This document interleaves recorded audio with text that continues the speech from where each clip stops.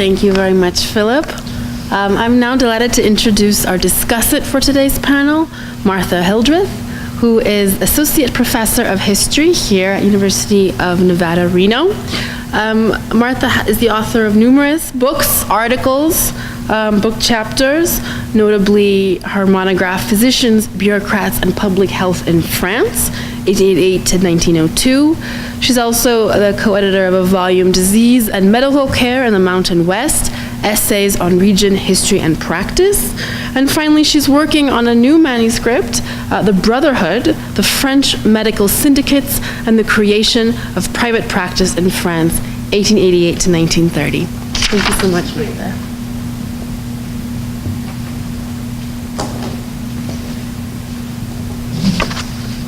Well, it's a real pleasure to be able to comment on a panel where the papers fit together so well around the themes of migration and disaster and response to disaster. I see my task here to underline the authors' contributions and also to point to some of their common themes.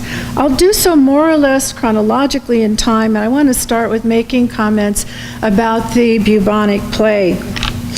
Well, thanks to the History Channel and other media, if you ask anyone with just a passing interest in the past today to name one of the worst natural disasters in human history, the 14th century Black Death will certainly get center stage.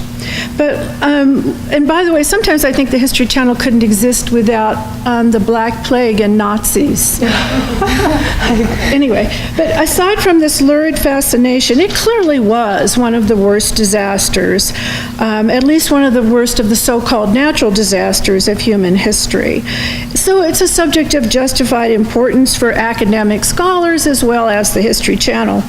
But it's sometimes forgotten, as Ermis reminds us, that in the late Renaissance and early modern period, the plague continued to hit again and again, although in more confined geographical spaces than it did in the 14th century. Therefore, it was epidemic rather than pandemic, bringing with it all these recurring terrible local disasters. It wasn't the last pandemic. Notably, there was another pandemic that dates from the 1890s into the early part of the 20th century that spread from Asia into San Francisco and into the rodent population of the West and of the Central Plains of the United States. And as Ermis reminded us, we're in the middle of another one of these epidemics in Madagascar. But here in Reno, with the Sierras framing our western border, we hear about every 2 or 3 years of some child playing in a campground, coming into contact with a squirrel and getting bubonic plague. Not too long ago in the Midwest, there was a fad of prairie dogs as pets. And there was a very bad case of a young woman who caught bubonic plague from a pet prairie dog. As I emphasize to my students in the history of medicine, burrowing rodents do not make good pets. Unlike today, in 1720, its continuing threat in the Mediterranean world was well understood. Hence, there was a remarkable system of quarantine, police sanitaire, and other public health measures, some of them quite grim for the sick and dying and cruel for their survivors, but thought necessary. Unfortunately, though, if you lock sick bubonic plague victims in their homes, and then after they die, you later burn down their homes, you haven't done anything to stop the rats from getting out. And in fact, you're encouraging them from getting out.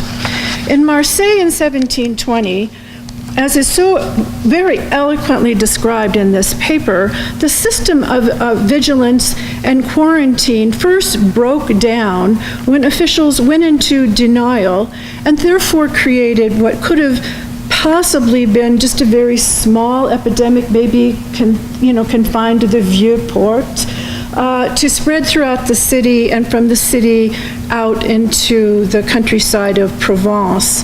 This is a pattern that we know very well from the Black Death of the 14th century, where you have these nodes of port cities or trade cities, trade centers, where the epidemic first fires up, and then from there it will spread out in a kind of a net-like pattern into the countryside. Well, so the breakdown, as we see in the local police sanitaire, allowed the horror in. It's a testament to both the power and also the fears of the French state, of the Regency, and also to the well-implanted public fears of the plague, that the forces of the crown were brought to bear when local authority had failed. Okay. One of the things that this paper does very eloquently is describe this massive effort at blockade, which used so many different measures, including some of the very typical ones that we know from the 14th, 15th, and 16th century, such as the blockades of the shipping and the inspections, those blockades of roads, but also, and even the health certificates which were not an entirely new thing, but also this wall, which is just an incredible story to hear about. Okay. These measures included this massive military force with travel was interdicted, public places were shut down, and so this really expands the kind of institutional response to the plague that was pioneered by the cities of northern Italy in the 15th century.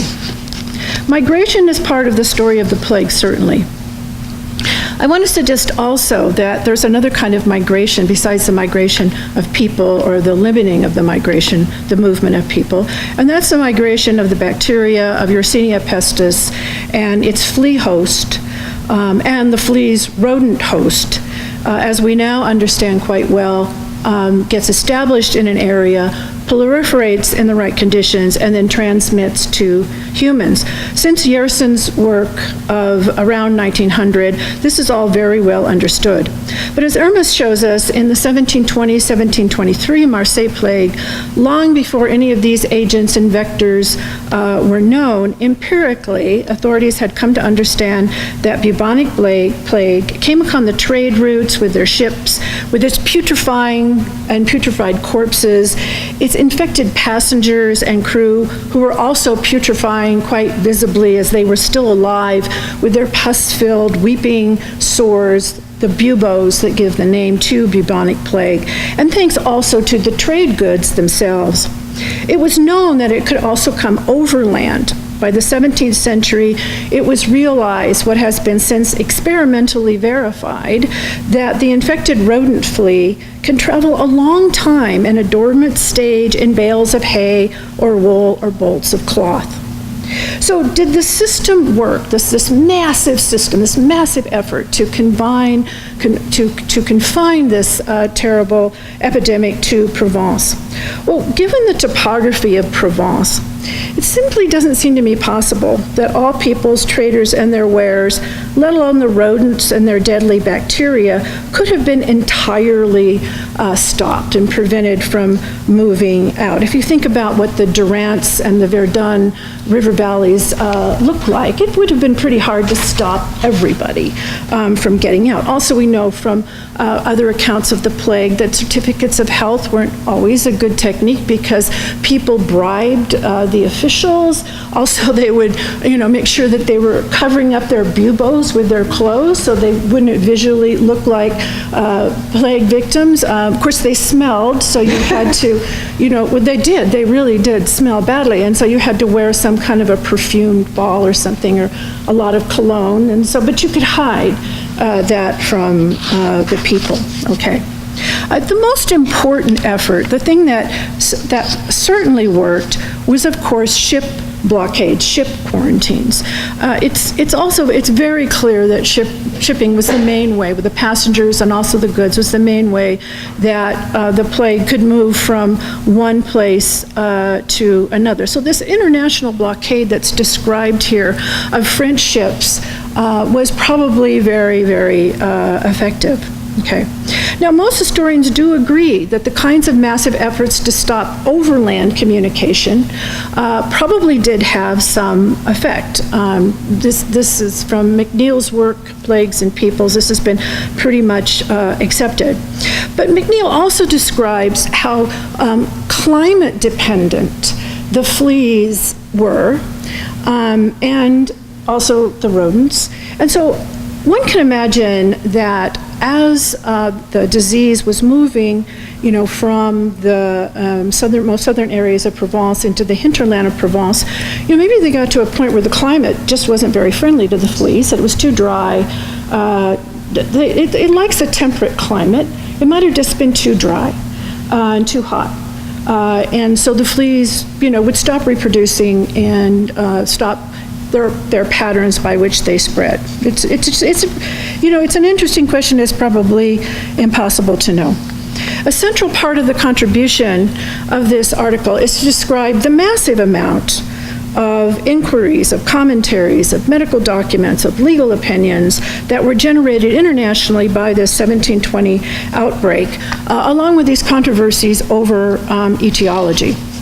Now, I'd like to suggest here, however, when it comes to the etiology ideas of the time, wasn't always this clear distinction between miasmatists and people who believed in contagion theory, as I'm sure you know, because traditionally, this idea that putrefaction was one of the ways in which the disease was both caused and then reproduced was sort of an amalgamation of miasmatic theory along with theories about transmission of diseases from person to person.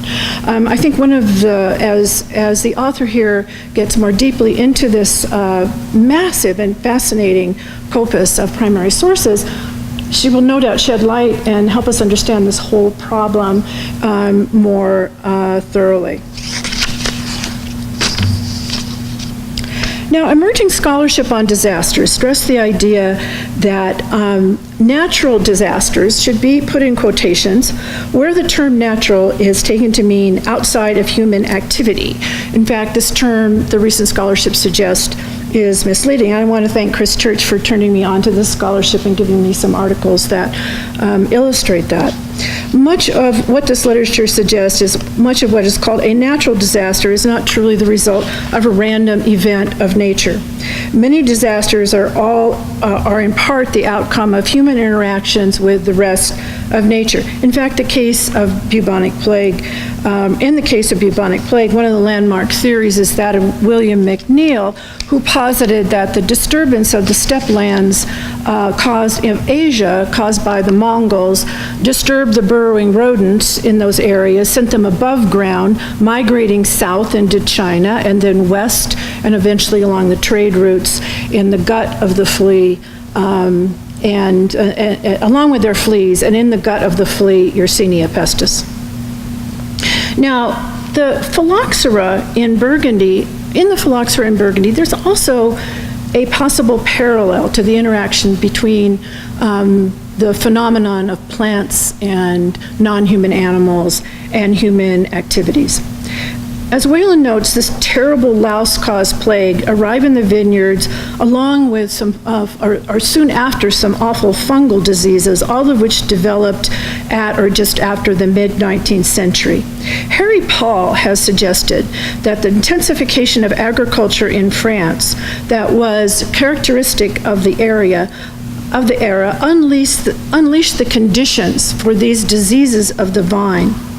Now, sick vines were not the only problem of the agricultural economy.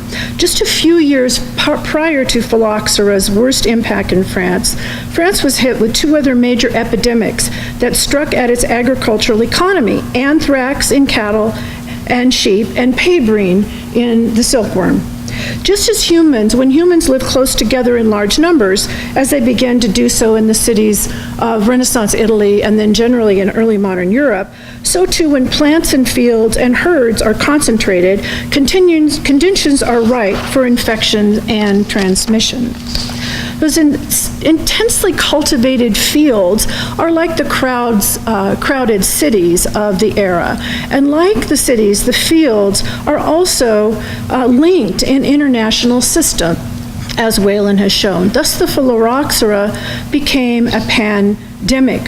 One of the suggestions that Whalen mentions in the article came from Guyot, recommended that there should indeed be less crowded planting. And this would, of course, perhaps help this disease not to implant itself so readily. As the disease of phylloxera was international, so was finally the solution. As Whalen shows, grudgingly it seems, French owners had to accept that their roots and vines were no more robust than America's roots and vines. And it's fascinating to me that after first banning it, American rootstock became the main solution. But before that, France, of course, called in its networks of great academic scientists, the chemists. In fact, he was famously recruited to solve the pébrine and anthrax crises, Louis Pasteur, at least officially, sat on a committee for solving phylloxera.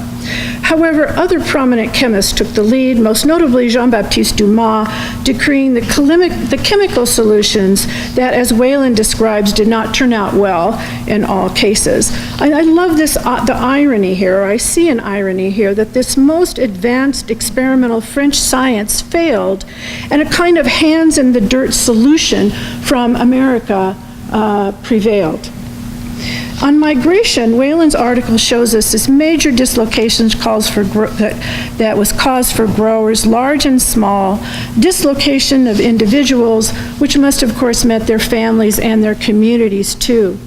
Reading his vivid account of the sick leaves and the damaged roots, I imagine the dread of a grower anxiously inspecting his vines, seeing this first horrifying evidence of this awful louse, and then looking closer at the base of the plants, putting his hand down into the soil, uncovering the roots, and seeing the awful thing itself. It must have been a real horror for these individuals. His vineyard is done, his family is perhaps done in, and from what Whalen describes, there were both immediate and long-term dislocations as this massive change in agricultural crises. It was lucky for the small growers that the epidemic coincided with the transformative law in French society, the law of 1884, which legalized unions, the cooperatives, and the syndicates. This had far-ranging impact in society.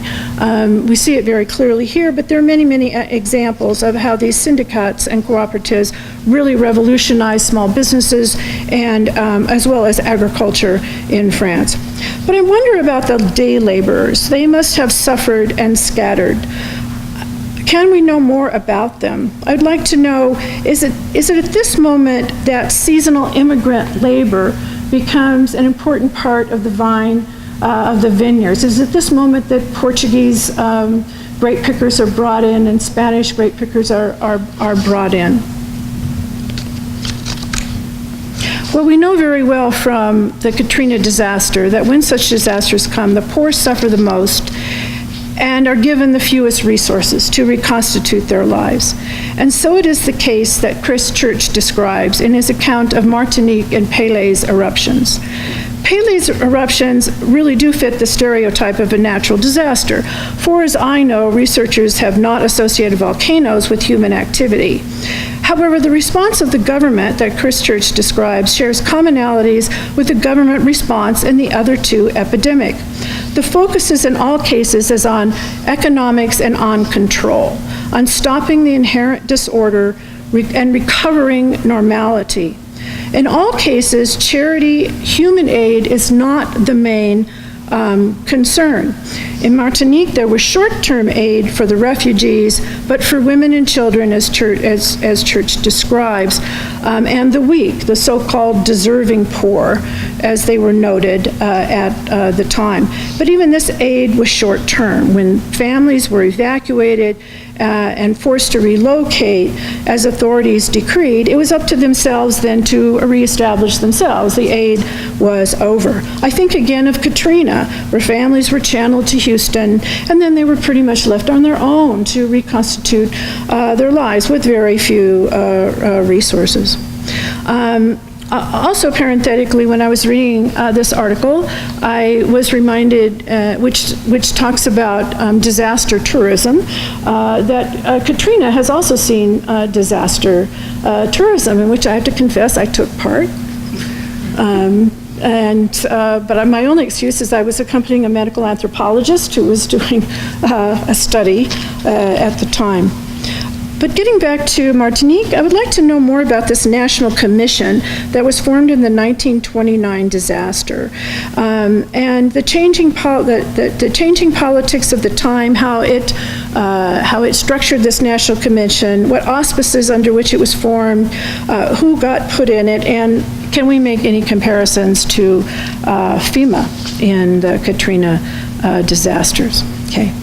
George emphasizes how the 1902 disaster response determined the 1929 response. Focus was on recovering the economy, on the powerful and the wealthy, on restoring the export economy, and of course on restoring the social disorder.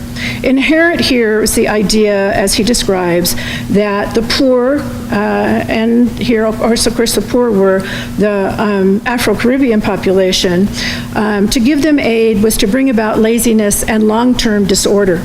Academic analysis of Katrina and of the disaster discourses in the media and the disaster relief in Katrina have told us pretty much the same thing. It's a transnational, stigmatizing, racialized trope of modernity with vicious consequences.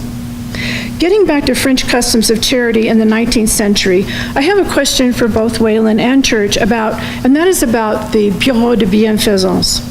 The Bureau de Bienfaisance existed in many, many communes in the metropole and had since before the Third Republic. By the time of the Third Republic, the Bureau were well established, along with the principle that the government had some responsibility for the deserving destitute, for the indigents, as long as those people were part of a local community. My question for Whalen is, did the Bureau de Bienfaisance intervene in any way to try and help the displaced growers or their laborers? Looking at Martinique, by 1929, the French nation, in the metropole at least, was very much committed to a system of social aid, long-term social aid.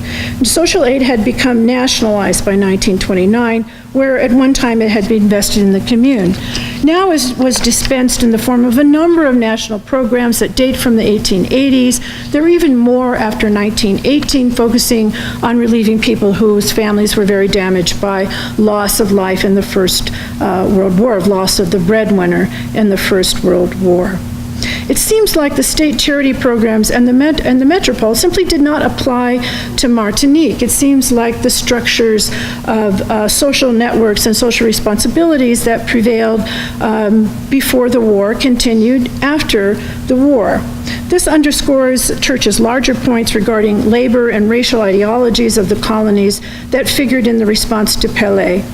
My question to him is that, is also, were there any Bureau de Bienfaisance, these local bureaux that were supposed to aid people in the immediate community, and did they do anything in 1902 or in 1929? Well, I enjoyed reading these papers very much. They sent me back to rereading some classic works that I loved in the past, and I want to thank my colleague Chris Church for asking me to comment and also pointing towards some interesting literature about natural disasters, which I read with great fascination. Thank you very much.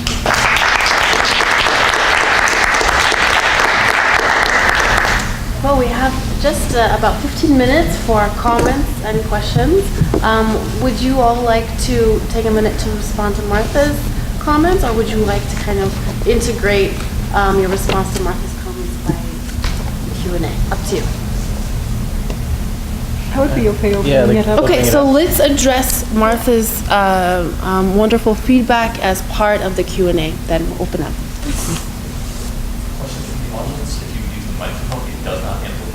if it will, for the request of the internet. In that case. Or it's forever. Well, just don't be on YouTube. Cindy, because we're looking at an early modern state rather than late 19th century or 20th century, the question of, what government was like in the absolutist era comes up in a comparative sense. Does the Catholic Church have a role to play at all in this? Absolutely. And second, how do you get data from migration? Because if you don't have good census data, or do you, how do you know how many people are fleeing other than like the anecdotal stuff you have? Right. Fortunately for that side of things, as far as population numbers, demographics, the work of earlier French historians, they did a lot of the work for me. That's always good.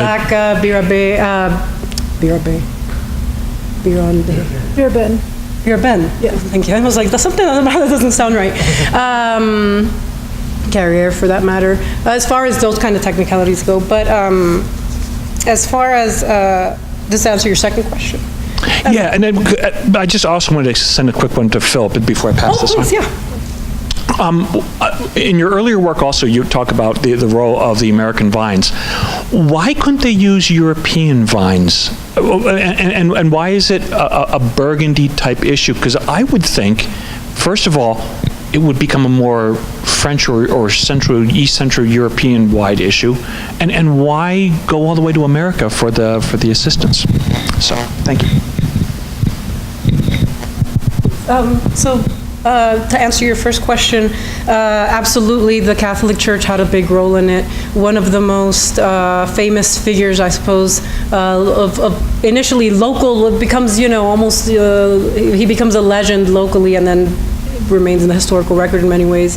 And he penned a whole memoir on the plague, the Bishop Belsunce in Marseilles, who's even been memorialized in paintings, in the artwork of the time. Plague, about this particular outbreak, Michel Serres, the artist, I believe, has, includes him in some of his works.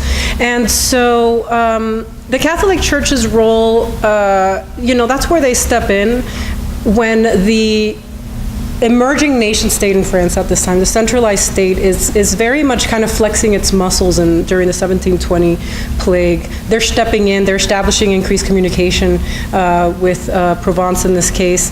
And as I said, into the 19th century, it's the successes, it's remembered as a success, the successes of the 1720 response in France and abroad is just, they try to replicate it anytime during the yellow fever era that will follow. They step in, they read these texts, and they're like, oh, we should look back to how they did it in 1720 because it was such a success. The plague never left France, right? Or never left southern France.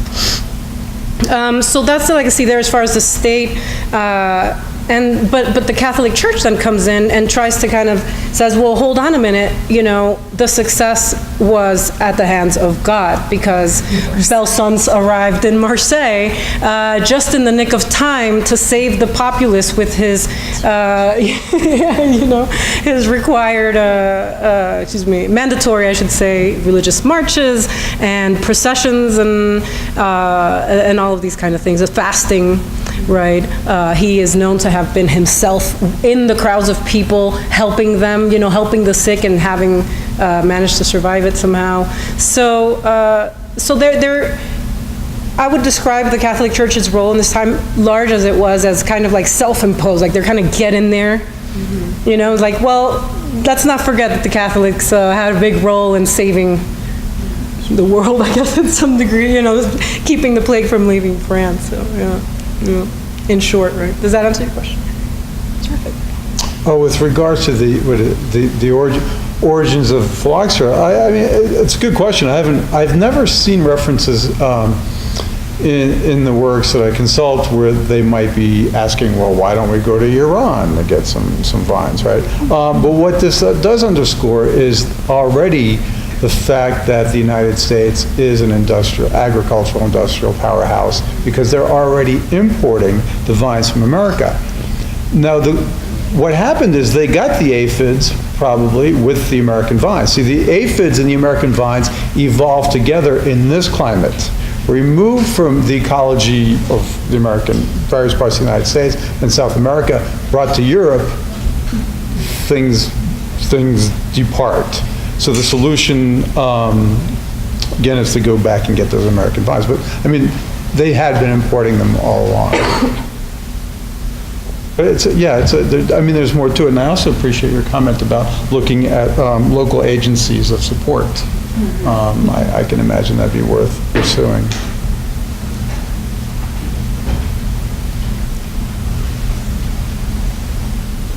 I have a question, but I'm afraid it's not very well thought out, but it sort of stems from one of the maps that you showed, Chris, and so it's actually a question for the entire panel. But I'm just wondering how these different disasters sort of helped to reconfigure the way that people thought about space and geography in these areas and helped to create new boundaries and borders and the long-term effects of those, both for demographics, demographic growth, and then also for thinking about, Bordeaux as a region. Like, how do these disasters shape these kinds of sense of place and self, but also create new boundaries and sort of with that, perhaps new structural inequalities that emerge with it? That's a fascinating reconfiguration from the map that I showed, because in Martinique, it very clearly does. The debates over reconstruction, both during the 3-year eruption and after, were heavily focused on the lines on the map known as the volcanic zone, with all of the weight that carried. So I think it's because, it was, so 1902, the eruption of 1902 essentially creates the modern field of volcanology, because they get it so wrong in 1902. In 1902, a colonial expedition of scientists goes up to the crater and basically says, yes, this is going to be a non-starter. They head back to the island. They keep concentrating people on Saint-Pierre. The eruption occurs. It's not lava. It's pyroclastic flows.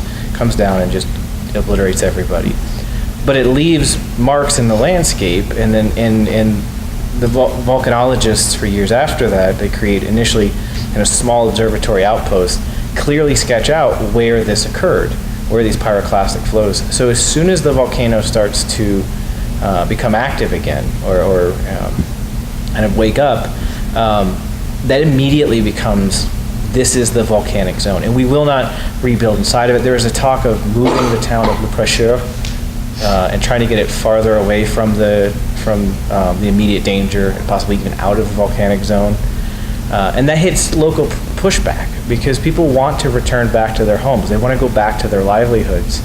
And in fact, people had about 2,000 people get evacuated initially. And then before that kind of second massive wave of evacuations in late October, they had already returned back to their homes, and then they get evacuated a second time. So there's this clear sense of, this is the danger zone, and it has had real consequences for the area. So Saint-Pierre goes from being this kind of resurging town, possibly could regrow into a city, to being fairly desolate even today. I mean, it's pretty remarkable. Whereas Fort-de-France, on the other hand, is colossal in comparison.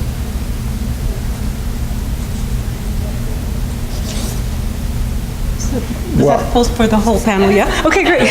Would you like to, or shall I? Oh, go ahead. Sure. So that's a really important question you ask, actually, because one of the things that we look at most in disaster studies is the role of the human role in causing disasters, or in putting, basically creating the kind of vulnerability that allows for what is otherwise an extreme event to have a disastrous effect on the population, on society.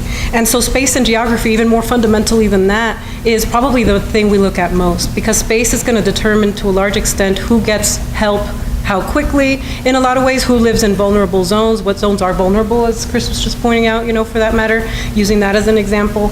And for the, we could say that oftentimes the most vulnerable areas are the least expensive areas, and so it's set up in such a way that the populations who move into these areas are the most, they're the most vulnerable, and they're also the lower SES people, people of color, non-English speaking people, so on and so forth. And so In my work, which, in many ways, even looking beyond my current monograph on the 1720 plague, space and geography is just so fundamental for looking at this, like I said, zoning and vulnerability and the areas that are resilient are going to be and kind of where you expect them to be, right? But to go back, the space itself is socially constructed. Because Absolutely. And no, I'm just agreeing with you. No, yeah. In Martinique, there's this real discussion over, but the soil is so fertile. Like, if only we could get around it and rebuild up in that area, we could. And so there's this very real conversation. And I didn't make it into this talk, but the other piece of this puzzle and why in 1929, aside from the overdetermination of 1902, it's easier to keep people out of the volcanic zone is because about a third or more of the white population on the island died in 1902. So those 8,000 to 10,000 people who had returned to the region are predominantly black with a small upper crust of landowners. And so I think that plays into the conversation as well, as in terms of being able to push people out of the zone that has now been socially determined to be dangerous. Let me respond to your question. Obviously, not so much in the case of Bordeaux, where it's the chateau that gives distinction, not necessarily the terroir. So chateau can own lands here, there, and elsewhere, and vinify all in one place and slap a label on. There's 1,000-page long books on terroir, right? So it's this crazy discourse. It's the totality of the vineyard habitat. That's a nifty ecological approach, and yet it doesn't exclude anything. Now, some people will differ and say, well, it make it more of a biophysical thing, and others will say it's entirely the human dimension. At what stage? When? For instance, when I look at, it's very hard to know actually what was put in these vineyards back in the 19th century. Who knows what was in there? We know that there's a whole lot of chemicals in them now, right? So there's all kinds of changes. But I think that whereas terroir can be elusive, it's also a very protean term. Right? It gives you a lot of traction, enables all kinds of conversations, which bring sort of the cultural and the biophysical together. And I think that's to be appreciated. I would also note that there's no definition of terroir in many of the standard dictionaries of human geography, which I find very surprising.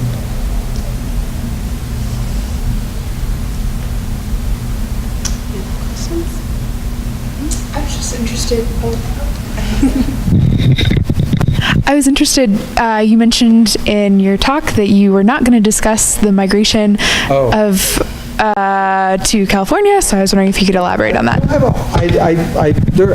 There was some research done in the past, and a good friend of mine who wrote a biography of Paul Masson brought to my attention that it was precisely during the phylloxera crisis that Masson first came in 1887, first came to California, and then he came back permanently in 1890.